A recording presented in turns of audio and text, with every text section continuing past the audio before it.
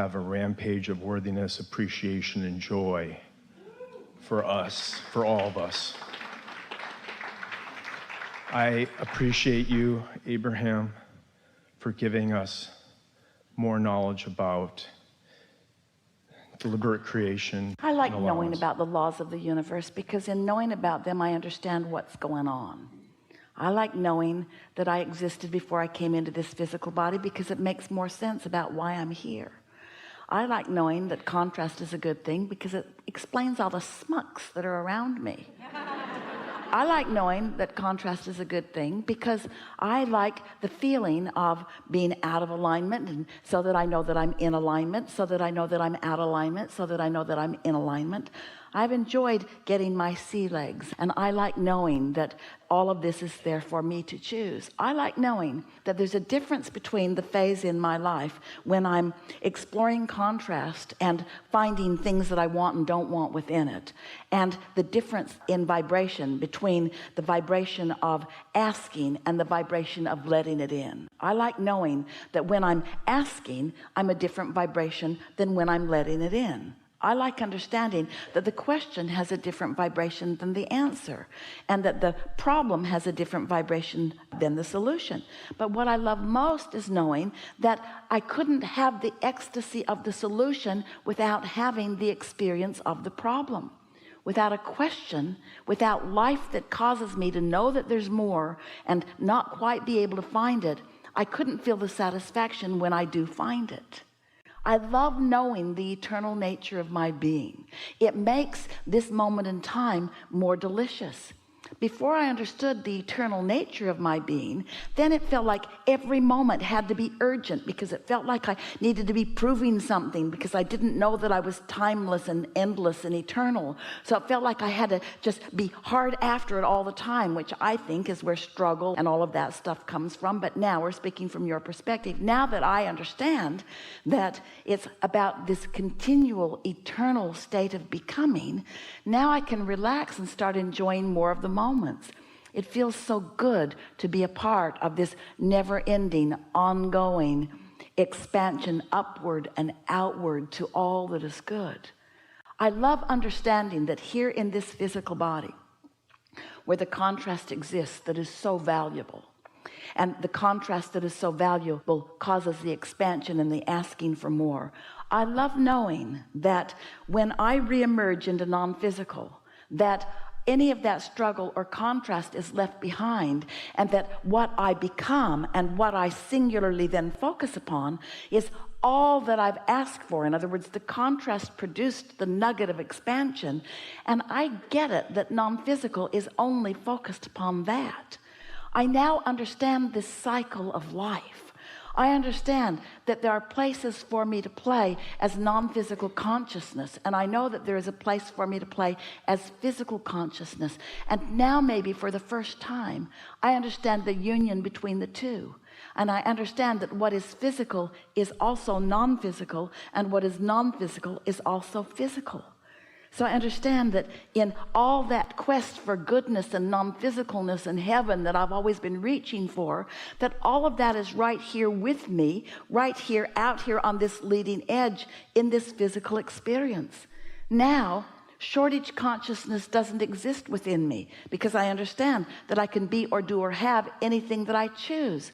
The comparative consciousness doesn't matter so much either because some may be choosing something different than I choose, but there's no right or wrong in the choosing of the different approaches to life experience. I like most of all understanding that as we all fit together, that we all come from, and most recently, from this energy of pure, positive love consciousness. And when I don't do that thing I sometimes do, which disallows me from feeling that, but when instead I quiet my mind or I focus in a way that is pleasing to me, and I allow my vibration to rise, and I feel the fullness of all that I am, under those conditions, it makes me feel so good as I focus into the conditional world of physical manifestation.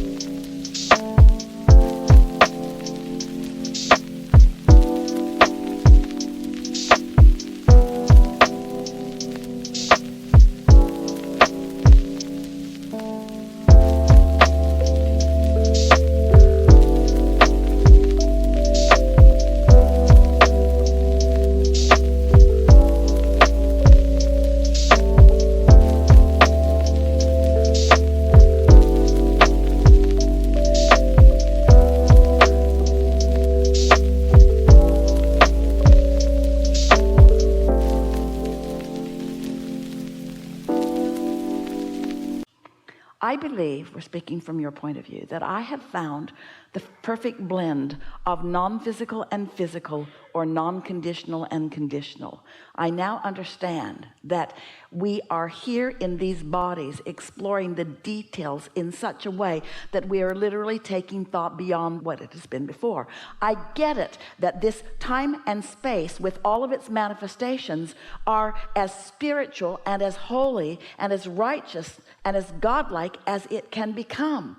I no longer have this feeling that I need to separate the secular physical world from the spiritual non-physical world. I get it that it's all mixed in here together.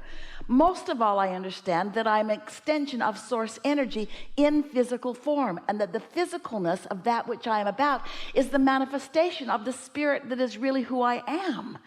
I finally get it. Religion is fine. It's not something that I now loathe. I get it that people are trying to find their place in all of this. I just like it that I now understand my eternal place in all of this. I like knowing that Source loves me, and I really, really, really, really, really, really, really like to be loved. But even more, speaking from your perspective, I like to love. I like the feeling of love flowing through me, and I want to be more inner being like, because I know that my inner being doesn't need other humans to be likable in order for them to like them or love them. And that's the thing that I'm working on all day, every day.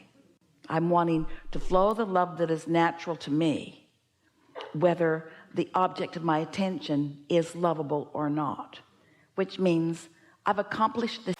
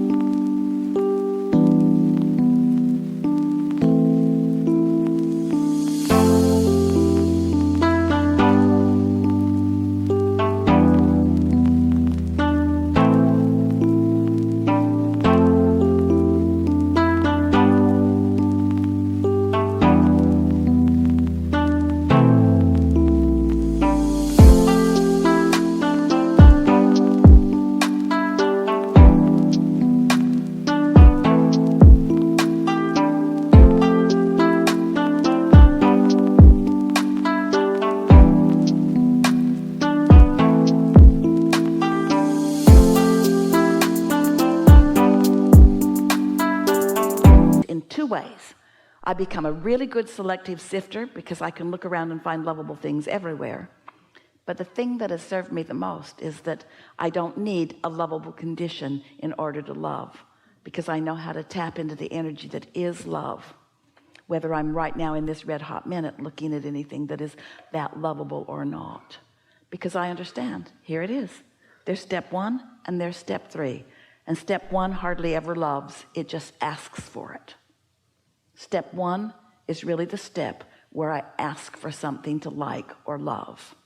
Step 3 is the step where I'm loving it, where I'm being it. Pretty good rampage.